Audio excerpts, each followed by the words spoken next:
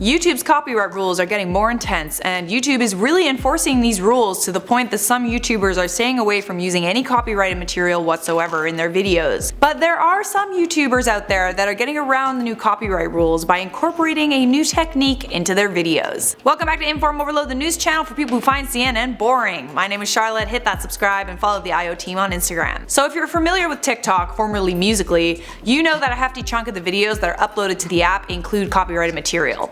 I mean, TikTok is basically a lip sync app, where people mouth the words of popular songs in different scenarios. Reacting to TikTok videos became a huge thing on YouTube because there's just so much content available. There are plenty of TikTok compilation videos on YouTube, as well as YouTubers who upload their TikToks to the platform. TikTok is an app with a massive sound bank. Anyone who's on TikTok can access this sound bank, which also makes the copyright situation a little bit difficult. For example, the really popular song used for TikTok's Mia Khalifa diss track went viral on the app and was featured hundreds of thousands if not millions of times, but not with permission from the original artist. The issue with copyright comes into play if YouTubers want to use a TikTok video in their content and that TikTok video has sound that's subject to a copyright claim. When you upload a video to YouTube, the algorithm scans the video automatically, and if any copyrighted material is detected, the video loses monetization. If the initial AI doesn't find the copyrighted material, the copyright holder, if they come across your video, can claim the money made on your video, even if the video only features a few seconds of their material. YouTube has new copyright rules, and anyone who doesn't abide by them risks their video losing monetization as well as fines. So many YouTubers are avoiding using any material that includes copyright. Well, you could do that.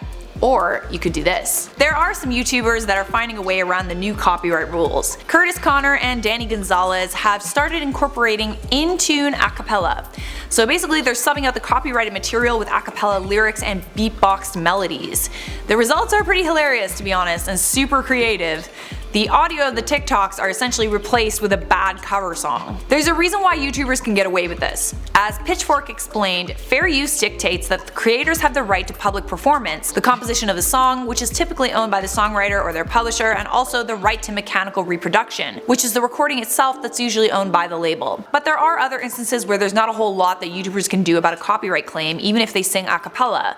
We did a video last week about James Charles' video getting demonetized after he replaced the lyrics of famous songs with his own lyrics. I guess it's kind of a hit or miss. I bet you'll never miss, huh? Fair use laws dictate how copyright content can be used in other scenarios without permission from the copyright holder, like with the case of criticism, teaching, news reporting, and research. IO tries to avoid using copyrighted material most of the time because even we can get copyright claims on our videos. I mean, sure, we could fight it, but it takes a while for YouTube to resolve these claims, which results in a ton of money lost anyway. Anyways guys, this is all I have for you on this. Are you going to be trying this new technique so that you can get away with using copyrighted material? Let me know in those comments. For now, I'm gonna respond to some comments. Oof the Oofer said, I just noticed how tall Charlotte is. I am very tall, almost 6 feet. Sucker Kiss said, I've been subscribed to IO for many years and I know what this means. They're slowly weaning us off Charlotte so she can leave and not lose subscribers. IO did this before, introduce new hosts slowly and then replace.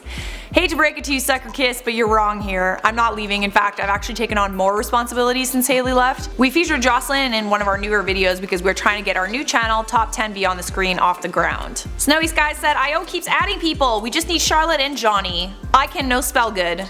Once again, Jocelyn is the host of our new channel. She probably won't be hosting IO. XT Clan said, only sub to Beyond the Screen because of Charlotte. Gold star for you. Thingy said, I've been watching the IO channel since the Waffle Guy was here. Ah, the Waffle Guy. Miss him. Welcome to the end screen. This means the video is over. To keep watching IO, click on this playlist, and obviously leave a like, subscribe, and turn on notifications so I can see you in a future IO video.